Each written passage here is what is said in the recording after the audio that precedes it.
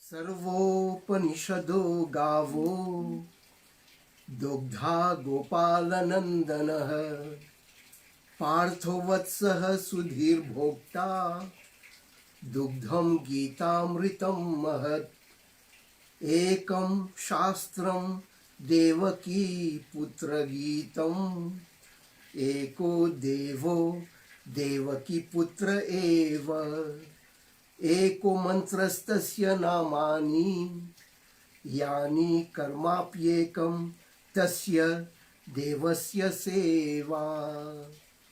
ओम नमो भगवते वासुदेवाय। ओम नमो भगवते वासुदेवाय। ओम नमो भगवते वासुदेवाय। जय श्रीमन नारायण।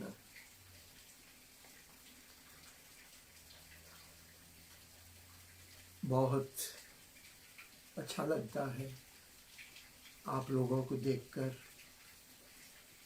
और हम सब मिलकर फिर एक बार सत्संग में बैठे हैं। श्रीमद् भगवद गीता पारायण करने जा रहे हैं और आज छठा अध्याय सुनने जा रहे हैं। श्री भगवान श्री कृष्ण परमात्मा क्या बोल रहे हैं, चलिए देखते हैं, सुनते हैं। अनाश्रितः कर्मफलं कार्यं कर्म करोति यः स सन्यासी च योगी च न निरग्निर्न चाक्रियः। श्री भगवान बोले, हे अर्जुन, जो पुरुष कर्म फल का आश्रय न लेकर करने योग्य कर्म करता है वह सन्यासी तथा योगी है, और केवल अग्नि का त्याग करने वाला सन्यासी नहीं है तथा केवल क्रियाओं का त्याग करने वाला योगी नहीं है। हे अर्जुन, यम संन्यासमिति प्राहुर्योगम तम विद्धि पांडव न ह्यसन्यस्त संकल्पो योगी भवति कश्चन। हे पार्थ, जिसको संन्यास ऐसा कहते हैं उसी को तू योग जान, क्योंकि संकल्पों का त्याग न करने वाला कोई भी पुरुष योगी नहीं होता। योग में आरूढ़ होने की इच्छा वाले मननशील पुरुष के लिए योग की प्राप्ति में निष्काम भाव से कर्म करना ही हेतु कहा जाता है, और योगारूढ़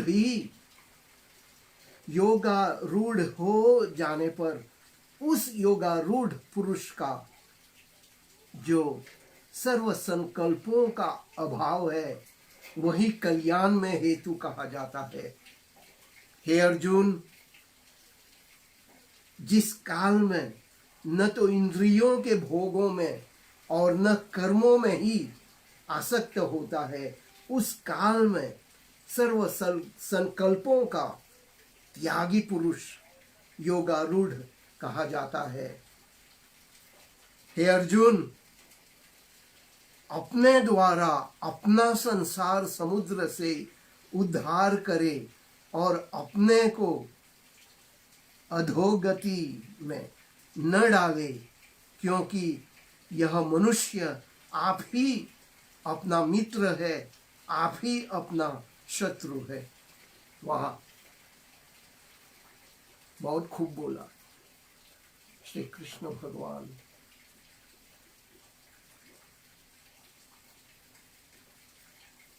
एक मनुष्य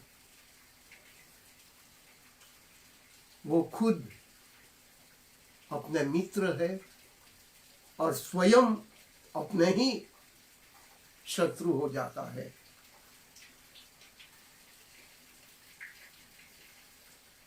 जिस जीवात्मा द्वारा मन और इंद्रियों सहित शरीर जीता हुआ है, उस जीवात्मा का तो वह आप ही मित्र है। फिर से मैं बोल रहा हूं, ध्यान से सुनिए। जिस जीवात्मा द्वारा मन और इंद्रियों सहित शरीर जीता हुआ है, उस जीवात्मा का तो वह आप ही मित्र है।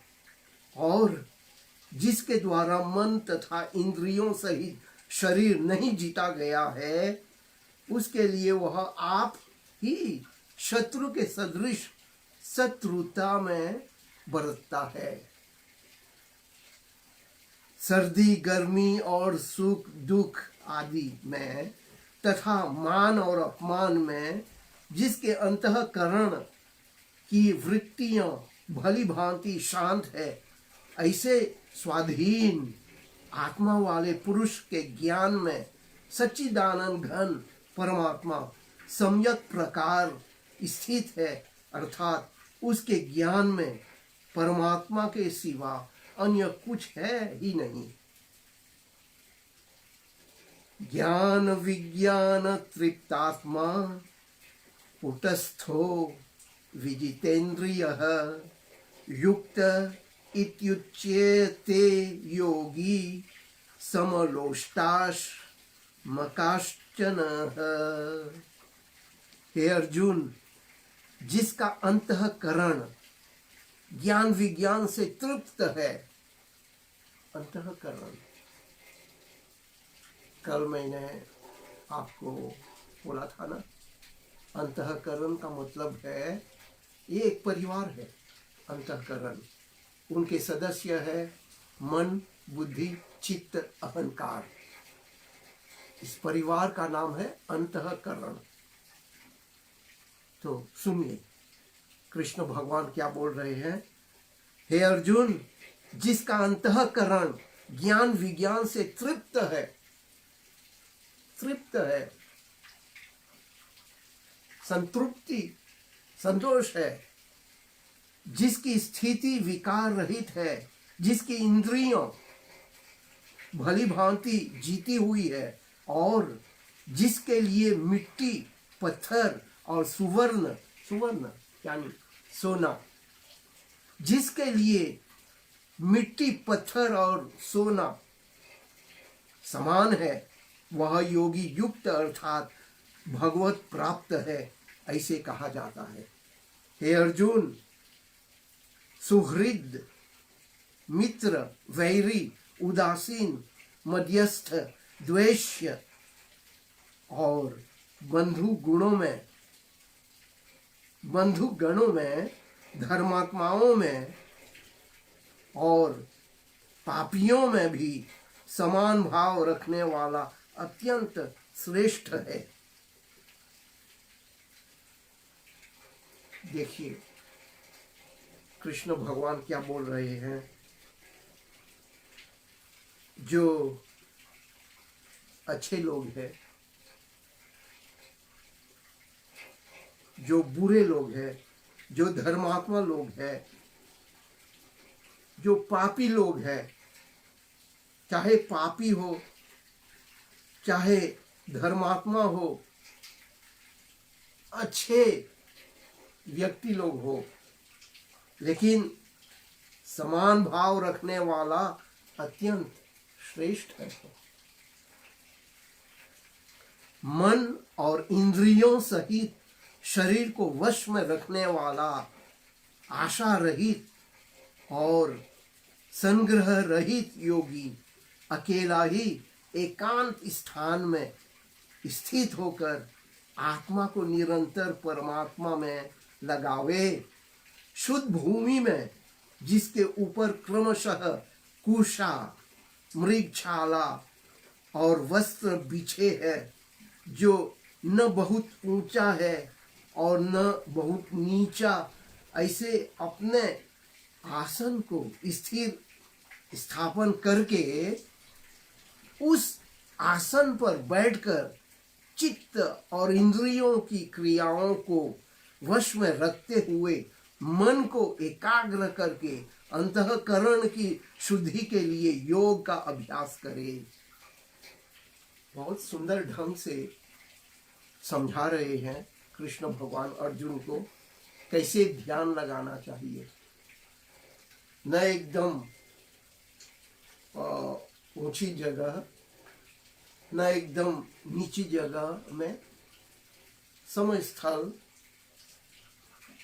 कुश पत्र रखकर, बिछाकर, एक सुंदर वस्त्र उसके ऊपर, कपड़ा उसके ऊपर डालकर बैठकर और मन इंद्रियों को अपने वश में करके तब ध्यान लगाना चाहिए। तो इस प्रकार अर्जुन को समझा रहे हैं, काया, सिर और गले को समान एवं अचल धारण करके और स्थिर होकर अपनी नासिका के अग्रभाग पर दृष्टि जमाकर अन्य दिशाओं को न देखता हुआ ब्रह्मचारी के व्रत में स्थित, भय रहित तथा भली भांति शांत अंतःकरण वाला सावधान योगी मन को रोककर मुझ में चित्त वाला और मेरे परायण होकर स्थित होवे। तो इस प्रकार अर्जुन को समझा रहे हैं कैसे ध्यान लगाना चाहिए, कैसे अपने जो काया है, शरीर है, कैसे रहना चाहिए। सिर को न एकदम ऊंचा रखकर, न एकदम नीचा रखकर, गले को ठीक तरह से ऐसे समान, अचल, इधर उधर नहीं घूमना, इधर उधर नहीं, एकदम एकदम स्थिर होकर, अचल होकर ऐसे।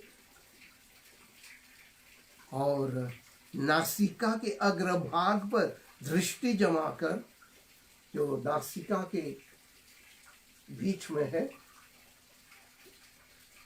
जहां पर हम टीका लगाते हैं, तो वहां पर दृष्टि जमाकर दिशाओं को न देखता हुआ, इधर उधर नहीं देखना है, बस एकदम स्थिर होकर और मन चित्त इंद्रियों को निग्रह करके बस ध्यान लगाना है। और एक सुंदर, वैसे तो कितने सुंदर सुंदर बातें हैं यहाँ। ब्रह्मचारी के व्रत में स्थित, भयहीत तथा भली भांति शांत अंतःकरण वाला सावधान योगी मन को रोककर मुझ में चित्त वाला और मेरे परायण होकर स्थित हो गए। ब्रह्मचारी के व्रत, इसका मतलब यह है, ब्रह्मचारी, जैसे ब्रह्मचारी है ना, वो व्रत धारण करते हैं, काम वासना से दूर रहता है, अपने मन को हमेशा अपने वश में रखता है। ये एक बात हुई। दूसरी बात यह है, जैसे अष्टांग योग में यम नियम ये सब है ना, तो यम नियम, क्या खाना है, क्या पीना है, कैसे रहना है, कैसे बोलना है, कैसे चलना है, तो ये सब ब्रह्मचर्य के व्रत है। तो इसलिए कृष्ण भगवान बोल रहा है, ध्यान करने से पहले ये सब करना पड़ता है, व्रत धारण करना पड़ता है। हाँ, आजकल बहुत से लोग बोलते हैं मैं ध्यान लगाने जा रहा हूँ। मैं तो ध्यान करता हूँ, ध्यान करता हूँ। ध्यान अष्टांग योग में तो ये सातवां सातवां स्टेप है।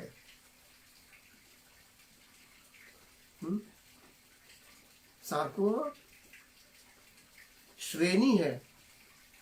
वहां पर जाने से पहले इधर से गुजरना पड़ता है। यम, नियम, आसन, प्राणायाम, प्रत्याहार, धारणा, ध्यान। तो इसलिए कृष्ण भगवान समझा रहे हैं, तो ये ब्रह्मचर्य व्रत ये सब धारण करना है।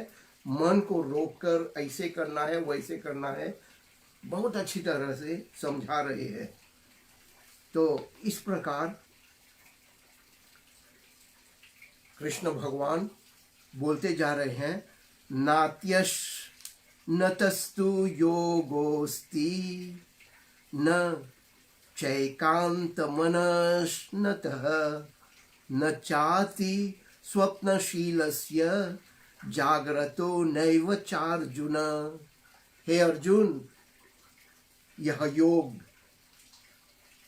न तो बहुत खाने वाला का और न बिल्कुल न खाने वाले का, तथा न बहुत शयन करने के स्वभाव वाले का, और न सदा जागने वाले का ही सिद्ध होता है। ये सब नियम ही है। देखा, नियम न अधिक खाने से, बहुत खाने से ये योग साधना नहीं कर सकते हैं। जो लोग बहुत खाते हैं, दिन भर खाते ही रहते हैं, खाने का समय ही, भोजन करने का समय ही नहीं है, हर समय कुछ न कुछ खाते ही रहते हैं, तो वैसे लोग योग साधना कैसे करेंगे? कैसे? ये असंभव है। और जो बिल्कुल नहीं खाते हैं, ये तो भी असंभव है। कुछ न कुछ जीने के लिए खाना ही चाहिए। और जो बहुत सोते हैं, कुछ लोग ऐसे हैं बहुत सोते हैं, तो बहुत सोने से भी ये योग साधना नहीं, ये असंभव है। न जागने से भी, बहुत से लोग बहुत जागते हैं, रात्रि जागरण करते हैं, ये लोग भी योग साधना नहीं कर सकते हैं। तो इसे पता चलता है, न ज्यादा खाना चाहिए, न ज्यादा सोना चाहिए, सब एक तरह के नियम में रहकर योग साधना कर सकते हैं, नहीं तो असंभव है। दुखों का नाश करने वाला योग तो यथा योग्य आहार विहार करने वाला, कर्मों में यथा योग्य चेष्टा करने वाला का, और यथा योग्य सोने तथा जागने वाले का ही सिद्ध होता है। बहुत सुंदर वचन है। युक्ताहार विहारस्य, युक्त आहार होना चाहिए। आहार, भोजन युक्त, युक्त यानी जो ठीक हो स्वास्थ्य के लिए, जो ठीक हो शरीर के लिए, जो वातावरण अनुकूल हो, ऋतु अनुकूल हो, लेकिन युक्त आहार, युक्त आहार का मतलब दूध, दही, मक्खन, फल, सब्जी, ये है युक्त आहार। सात्विक भोजन ये बहुत आवश्यक है। सात्विक भोजन बहुत आवश्यक है। तो युक्ताहार विहारस्य विहार, अपना जो व्यवहार विहार है, कैसे चलना है, कैसे जीना है, कैसे सभी लोगों से मिलजुल कर रहना है, ये सब विहार है। युक्त चेष्टस्य कर्मसु, युक्त चेष्ट, जो चेष्टा है, जो कर्म है, वो भी युक्त होना चाहिए, सही तरह से होना चाहिए, अच्छी तरह से होना चाहिए कर्म। युक्त स्वप्नावबोधस्य योगो भवति दुःखः। युक्त स्वप्न, इसका मतलब यह हुआ हमारी निद्रा जो है, इसे भी ठीक तरह से देखना है। नींद, कितने घंटे नींद सो रहे हैं, ये भी देखना चाहिए। अगर बहुत सो रहे हैं तो ये ठीक नहीं होगा, ये युक्त नहीं है। तो ये सब नियम पूर्वक होना चाहिए, तब इस तरह के योग दुख को हटा देता है। आगे बोलते हैं, अत्यंत वश में किया हुआ चित्त जिस काल में परमात्मा में ही भली भांति स्थित हो जाता है, उस काल में संपूर्ण भोगों से स्पृहा रहित पुरुष योग युक्त है, ऐसा कहा जाता है। यथा दीपो निवासस्थो नेन्गते सोपमा स्मृता योगिनो यत चित्तस्य युञ्जतो योगमात्मनः। जिस प्रकार वायु रहित स्थान में स्थित दीपक चलायमान नहीं होता, वैसे ही उपमा परमात्मा के ध्यान में लगे हुए योगी के जीते हुए चित्त की कही गई है। जो योगी, जो मनुष्य भली प्रकार से योग द्वारा अपने मन, चित्त, अहंकार, इंद्रियों को सब अपने वश में कर लिए हैं, उस तरह के व्यक्ति का जो मन है एक दीपक के समान हो जाता है। जैसे एक दीपक है ना, जल रहा है दीपक, और वायु नहीं है, हवा नहीं है, हवा अभी नहीं चल रही है इधर, तो वो दीपक जो है वो एकदम स्थिर रूप से ऐसे जलता है। वैसे ही योगी का मन हो जाता है योग साधना से। योग के अभ्यास से निरुद्ध चित्त जिस अवस्था में उपराम हो जाता है और जिस अवस्था में परमात्मा के ध्यान से शुद्ध हुई सूक्ष्म बुद्धि द्वारा परमात्मा को साक्षात करता हुआ सच्चिदानंद घन परमात्मा में ही संतुष्ट रहता है। इंद्रियों से अतीत केवल शुद्ध हुई सूक्ष्म बुद्धि द्वारा ग्रहण करने योग्य जो अनंत आनंद है, उसको जिस अवस्था में अनुभव करता है और जिस अवस्था में स्थित यह योगी परमात्मा के स्वरूप से विचलित होता ही नहीं,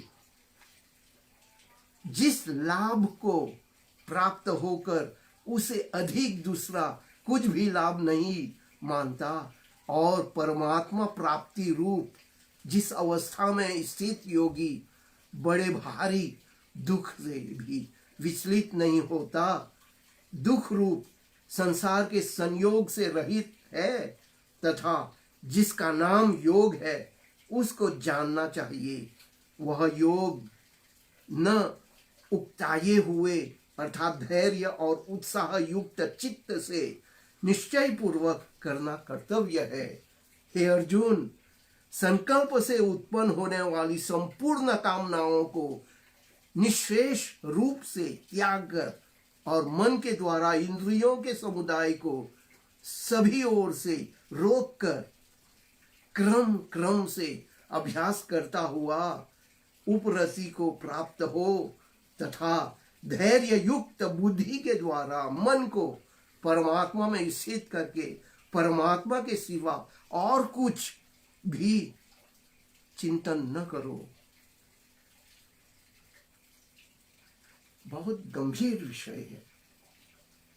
जब ध्यान में कोई बैठता है तो बहुत बहुत नियम पूर्वक और बहुत भक्ति भाव के साथ मन इंद्रियों सभी को वश में करके एकदम भक्ति भाव के साथ ध्यान लगाना चाहिए। उस परमात्मा परमेश्वर के ऊपर श्रद्धा पूर्वक ध्यान लगाना चाहिए और इधर उधर मत सोचो। मन को इधर उधर जाने से रोक दो। बहुत बहुत सावधान से रहना चाहिए। कभी कभी मन इधर उधर भटक भी जाता है। ये मन है ना, वो तो चंचल ही है, बहुत इधर उधर भटक जाता है।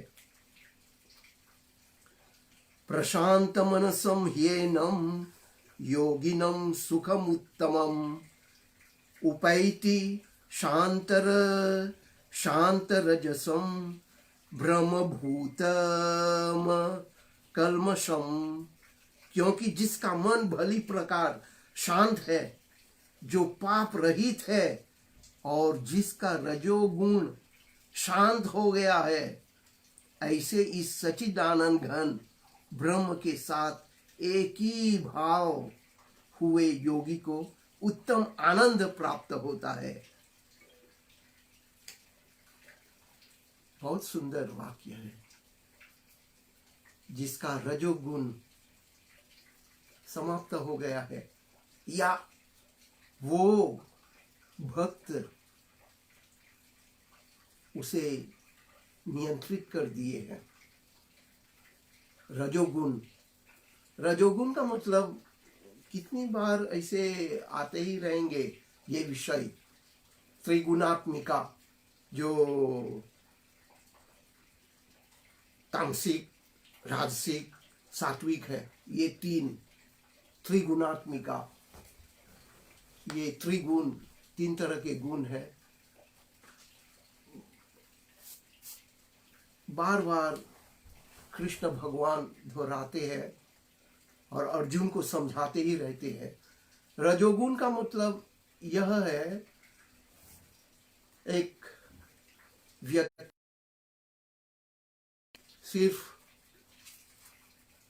जो शारीरिक सुख है उसे ज्यादा देखते हैं, उसे महत्वपूर्ण देते हैं, उसे ज्यादा प्रामुख्यता देते हैं। शारीरिक सुख, खान पान, पिकनिक, इधर उधर जाना, घूमना फिरना, सभी तरह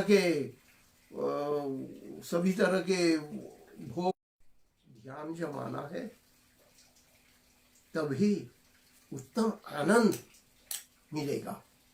ऐसे श्री कृष्ण भगवान बोल रहे हैं। पाप रहित योगी इस प्रकार निरंतर आत्मा को परमात्मा में लगाता हुआ सुख पूर्वक पर ब्रह्म परमात्मा की प्राप्ति रूप अनंत आनंद का अनुभव करता है।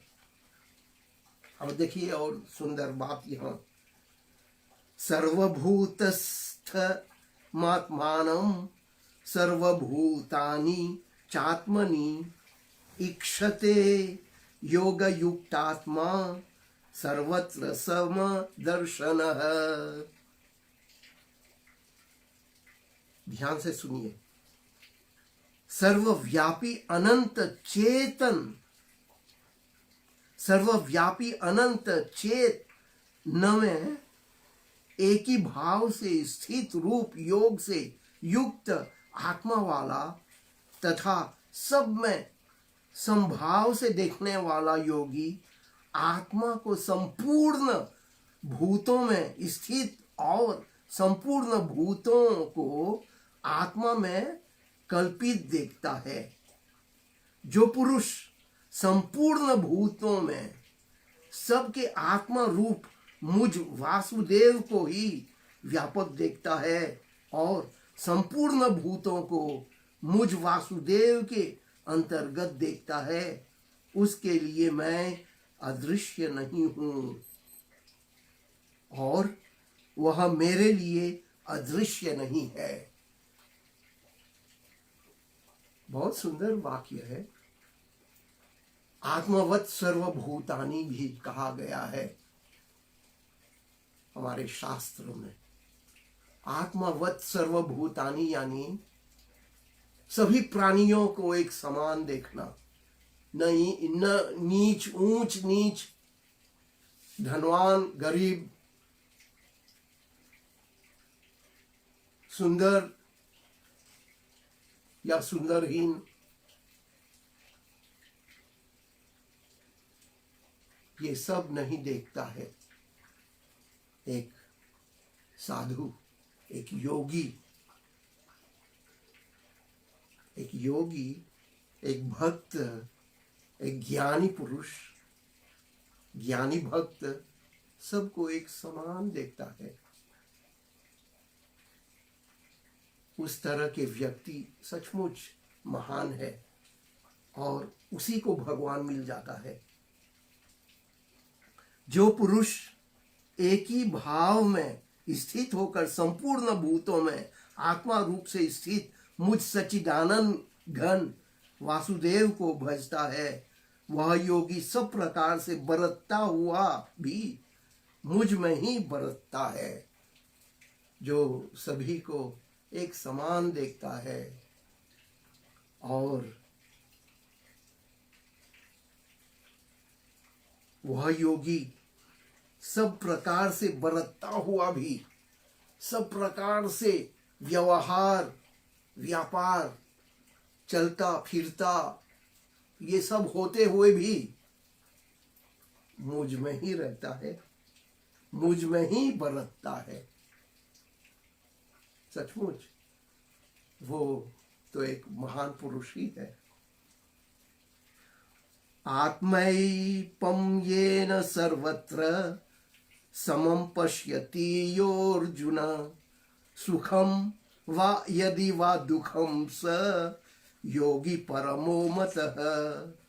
हे अर्जुन, जो योगी अपनी भांति संपूर्ण भूतों में सम देखता है और सुख अथवा दुख को भी सब में सम देखता है, वह योगी परम श्रेष्ठ माना गया है।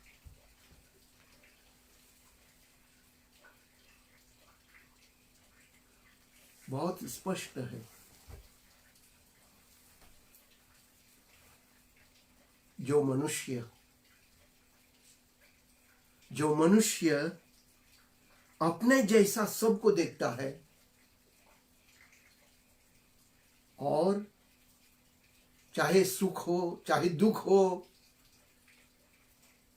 बराबर देखता है, उस तरह के व्यक्ति सचमुच योगी ही है। वो ही योगी है और श्रेष्ठ योगी है। ऐसे श्री कृष्ण भगवान बोल रहे हैं। ऐसे सुनकर अब अर्जुन देखिए किस तरह के प्रश्न पूछता है।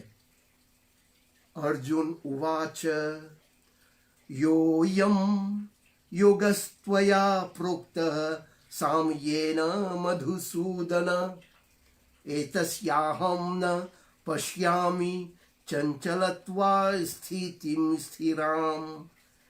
हे मधुसूदन,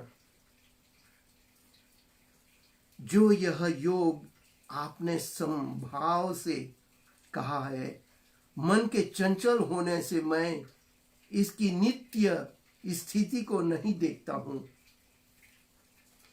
चंचलम ही मनः कृष्ण प्रमाथि बलवदृढ़म् तस्याहं निग्रहं मन्ये वायोरिव सुदुष्करम्। चंचलम ही मनः कृष्ण, हे कृष्णा, ये जो मन है ना चंचल है। मैं इसी के कारण मैं ठीक तरह से नहीं, ये योग मुझे, ये योग साधना मुझे नहीं कर पा रहा हूं। ये मन के कारण, मन बहुत चंचल है, वायु को पकड़ना जैसे बहुत कठिन है। हे कृष्णा, मैं क्या करूं? बहुत बलवान है मन, बड़ा चंचल, बहुत बलवान है, दृढ़ है, इसलिए उसका वश में करना बहुत मुश्किल है, बहुत कठिन है। हे कृष्णा, देखिए भगवान क्या बोल रहे हैं। श्री भगवान उवाच असंशयं महाबाहो मनो दुर्निग्रहं चलम् अभ्यासेन तु कौन्तेय वैराग्येन च गृह्यते। कोई संदेह नहीं अर्जुन, कोई संदेह नहीं, ये जो मन है ना सचमुच बहुत चंचल है, लेकिन उपाय है कैसे मन को निग्रह करना, कैसे मन को अपने वश में कर लेना। उपाय है। पहला उपाय यह है अभ्यास। अभ्यास। और दूसरा उपाय है वैराग्य से इसको पकड़ हम सकते हैं। तो दो शब्द यहाँ पर है, एक अभ्यास। अभ्यास से मन को हम पकड़ सकते हैं, मन को हम नियंत्रित कर सकते हैं। अभ्यास, अभ्यास, अभ्यास यानी प्रैक्टिस। प्रैक्टिस जैसे आजकल हम देखते हैं कहीं पर 5-6 लोग एक साइकिल के ऊपर बैठकर साइकिल चला रहे हैं। 5-6 लोग, 8-9 लोग भी। ये कैसे संभव होता है? 8-9 लोग, नौजवान लोग एक साइकिल के, बाइसाइकिल के ऊपर चढ़कर चला रहे हैं। तो ये बिना अभ्यास से असंभव है। अभ्यास करते करते न जाने कितने बार गिरे भी होंगे, लेकिन गिरे होंगे, फिर से संभल के, फिर से अभ्यास करते करते बाद में सफल हो जाते हैं। 8-9 लोग एक बाइसिकल के ऊपर ऐसे चढ़कर चले जाते हैं। तो इसी का नाम है अभ्यास। अभ्यास से ही हम तैरते हैं ना, समुद्र में, चाहे कहीं नदी में, तालाब में। अभ्यास ही से किसी को अपने कंधे के ऊपर लेकर दौड़ सकते हैं या तैर सकते हैं। अभ्यास। कितने लोग अभ्यास से पानी के नीचे बैठकर चुपचाप ऐसे बैठ जाते हैं 3-4 मिनट, 10 मिनट। योगी लोग तो दिन भर बैठ सकते हैं एक नदी में बैठकर। तालाब में बैठकर, पानी के नीचे, पानी में। तो ये सब अभ्यास के कारण। तो इसलिए कृष्ण भगवान बोल रहे हैं यहाँ, अभ्यासेन तु कौन्तेय वैराग्येन च गृह्यते। ये अभ्यास की बात है। दूसरा जो शब्द है वैराग्य, डिटैचमेंट, जो मोह है उसे छोड़ देना, किसी से मोहित ना होना, किसी चीज से मोहित ना होना, मोह में मत पड़ना। और मोह को जान लेना चाहिए, हर वस्तु को जान लेना चाहिए, हर पदार्थ को जान लेना चाहिए, ये क्या है, क्यों ऐसे है। जब उनके असलियत को आप पता चल जाएगा तो धीरे धीरे उसे दूर होते जाएंगे। मन को आप समझा देंगे तो इस तरह से वैराग्य, राग अटैचमेंट, राग डिटैचमेंट। तो दो उपाय है यहां पर, जैसे कृष्ण भगवान ने समझाया, अभ्यास से और वैराग्य से मन को नियंत्रित कर सकते हैं। हे अर्जुन, यही दो उपाय है। हे महाबाहो, निस्संदेह मन चंचल और कठिनता से वश में होने वाला है, परंतु हे कुंती पुत्र अर्जुन, यह अभ्यास और वैराग्य से वश में होता है। असंयतात्मना योगो दुष्प्राप इति मे मतिः, वश्यात्मना तु यतता शक्यो वाप्तु मुपायतः। जिसका मन वश में किया हुआ नहीं है, ऐसे पुरुष द्वारा योग दुष्प्राप्य है। और वश में किए हुए मन वाले प्रयत्नशील पुरुष द्वारा साधन से उसका प्राप्त होना सहज है। यह मेरा मत है।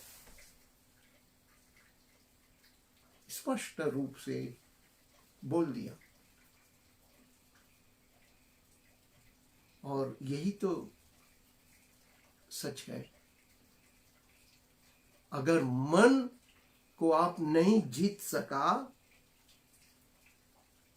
तो योग साधना करना बहुत कठिन है, लगभग असंभव है। मन के जीते बिना योग साधना नहीं हो सकता। और एक बार अगर मन को आप जीत लिया, मन को आप नियंत्रित कर दिया, जब मन नियंत्रित हो जाते हैं तो सहज से ही ये इंद्रियां भी वश में हो जाते हैं, नहीं तो बहुत असंभव है। तो अर्जुन फिर से प्रश्न पूछ रहा है। अर्जुन उवाच अयतिः श्रद्धयोपेतो योगाच्छलितमानसः अप्राप्य योग संसिद्धिं काम गतिम कृष्ण गच्छति। हे कृष्ण, जो योग में श्रद्धा करने वाला, जो योग में श्रद्धा रखने वाला है किंतु संयमी नहीं है, इस कारण जिसका मन अंत काल में योग से विचलित हो गया है, ऐसा साधक योगी योग की सिद्धि को अर्थात भगवत साक्षात्कार को न प्राप्त होकर किस गति को प्राप्त होता है। बहुत सुंदर प्रश्न है। कोई व्यक्ति होगा, इसे मान लिया जाए एक व्यक्ति है, रुचि है योग साधना में, लेकिन संयमी नहीं है। यम नियम का पालन करना उनके लिए बहुत कठिन है, लेकिन फिर भी श्रद्धा है, कुछ है उनके दिल में, लेकिन संयमी नहीं है, संयमी पुरुष नहीं है, योग से विचलित हो गया है, ऐसा साधक योगी जो भगवत साक्षात्कार को न प्राप्त होकर किस गति को प्राप्त होता है, उसको क्या मिलता है, तो क्या होता है? बहुत सुंदर प्रश्न है। अर्जुन भी पंडित था, महाविद्वान।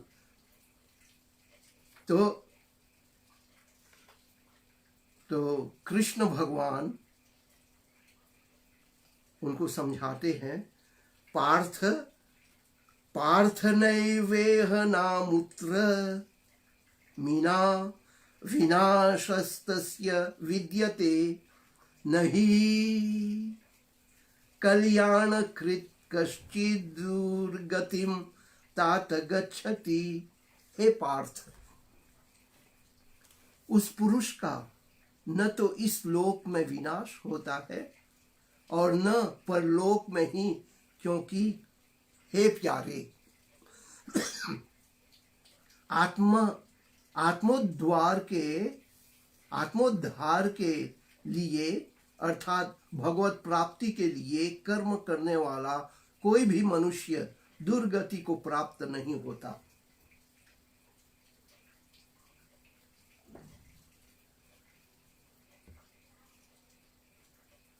कृष्ण भगवान समझा रहे हैं, देखो अर्जुन,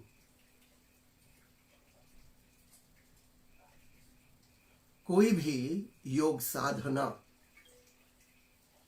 करते हैं, कर रहे हैं, प्रयत्न कर रहे हैं, फिर भी सफलता नहीं मिल रही है, लेकिन प्रयत्न को तो करता है ना, रुचि है ना, श्रद्धा है ना, उस व्यक्ति को यानी दुर्गति नहीं हो सकता है, दुर्गति नहीं हो सकता है। उसको मिलता है, कुछ ना कुछ मिलता है। चिंता मत करो तुम, उस तरह के व्यक्ति को कुछ न कुछ मिल जाता है, मिलता है। योग भ्रष्ट पुरुष पुण्यवानों के लोकों को अर्थात स्वर्ग आदि उत्तम लोकों को प्राप्त होकर उनमें बहुत वर्षों तक निवास करके फिर शुद्ध आचरण वाले श्रीमान पुरुषों के घर में जन्म लेता है। कितना सुंदर सुंदर वाक्य है और सुंदर भाव भी है इसमें। कृष्ण भगवान बोल रहा है, वो उस तरह के व्यक्ति उसे मिलता है। ऐसी बात नहीं है जो जब विफल हो गए तो कुछ नहीं मिलेगा उनको, नहीं। उस तरह के व्यक्ति योग भ्रष्ट पुरुष पुण्य लोकों में जाता है, वहां पर जाकर सुख आनंद के भोगते हैं और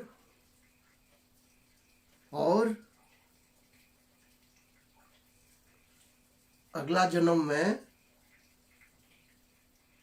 श्रीमान धनवान विद्वान पंडित के घर में जन्म लेते हैं और वहां से फिर आगे बढ़ने के लिए रास्ता खुलता है। तो चिंता मत करो अर्जुन, तुम भी कुछ न कुछ करो और आगे बढ़ो। तो इस प्रकार से कृष्ण भगवान खूब समझा रहे हैं और अंत में श्री कृष्ण भगवान बोल रहे हैं, योगिनामपि सर्वेषां मद गतेनांतरात्मना श्रद्धावान भजते यो माम समयुक्त तमो मतः।